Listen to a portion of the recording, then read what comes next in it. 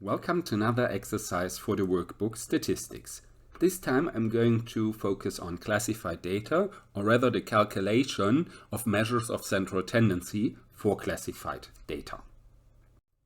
So if we take a look at the exercise, here we have the trading profits of a stockbroker and 1,000 euros each of the last 170 trading days, summarized in this table.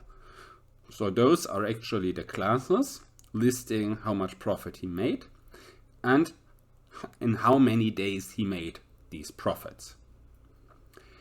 Our task for this table, first off, is determine the respective relative and relative cumulated frequencies. So we have to expand this table for two additional columns, two additional frequencies. Using these frequencies, in part B, we have to calculate the median income, and in part C, the average income. So we have to calculate median and arithmetic mean. Well, let's get started with this. So I'm going to copy the table as is, and I'm going to sum up all the absolute frequencies. Or in other words, I'm going to take the 170 as the sum of trading days I'm observing here. And I'm going to add two columns, as I said. First column having the relative frequencies, second column the relative cumulated frequencies. To get the relative frequencies, I'm simply going to divide the absolute frequencies by the sum. So I'm going to start with 45 by 170, 78 by 170, 35 by 170, and 15 by 170. So those are my relative frequencies. If I want to check whether I did this correctly, I can simply sum this up, and the end result should be roughly 1.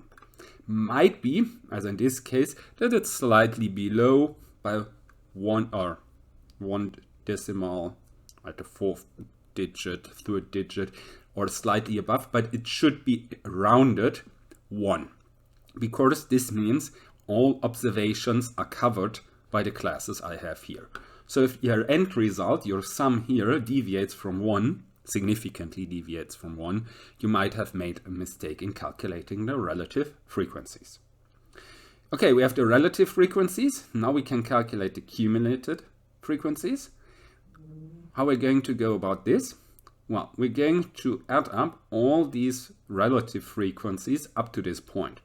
So here we're starting with the first class. So we're adding up everything until the first class, which is just the first relative frequency. Then we're at the second class, so we're going to add up first and second relative frequency. Well, this could become rather tedious after a short time, so we could also make this a bit easier by simply taking the cumulated frequency from the class before and just adding the new relative frequency. So here the 72 and the 18.8. Give me this one, and then this part plus this one, giving me here again a 1 point something. As I said, similar to this part here, where we had as an end result 1, this should also end and conclude with a 1.0. Again, this might slightly deviate from this. If I go directly here, these are already rounded values. So if I would make this detailed, I would just get 0.9999. Because we see here that's 14 plus 5 is 9 at the last digit. That could always happening due to rounding errors, but it should be 1 point something more or less. 1.1 would be already quite way off. Well, that's already part A. So we could use this additional or this new columns to calculate the results for B and C, so for the median and the arithmetic mean. And that's what we're going to do next. So here we have the same table as before. We're going with the median at this point, so we first need the median class. The median class is this class where the relative cumulated frequency first becomes 0.5. So I'm going to start from the top and I'm moving downwards until I have a value larger than 0.5. Well, this is smaller, this is larger. So this is the first one above 0.5. So this is my median class. Class from 200 to 1000 is my median class. This class I'm going to use for the calculation of the median. So I need these relative cumulated frequencies to determine which is my median class. I also need two other values, or four other values here. That's first off, the cumulated frequency of the class before, that's this one, and the relative frequency of the median class. That's like the two frequencies I'm going to need.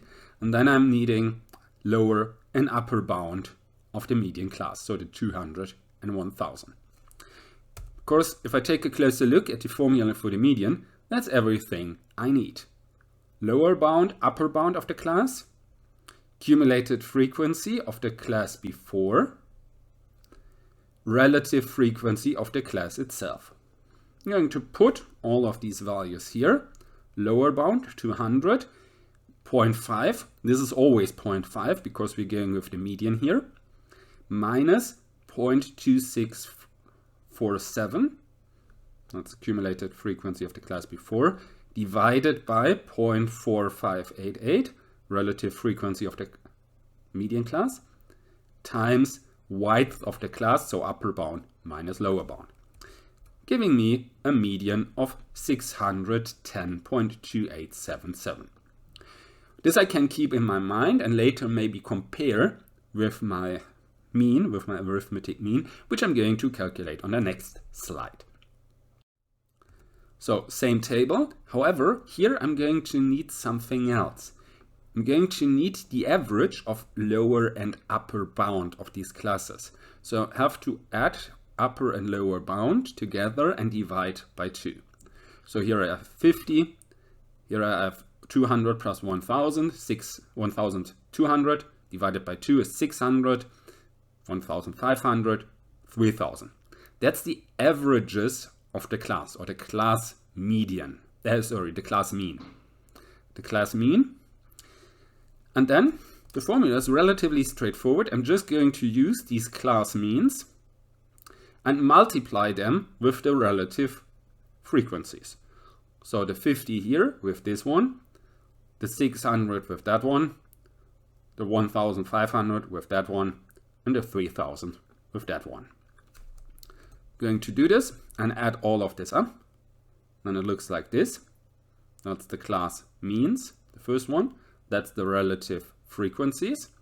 I'm going to sum up all of it, giving me an end result of 835.415, which I can see is clearly larger than our median. So based on this result, I could also say something about the skewness of my data set. I'm not going to go into more detail here, but this would also be possible just from knowing the median and the mean. Well, that's already everything there is to it. So I hope you enjoyed it. I say goodbye and see you next time.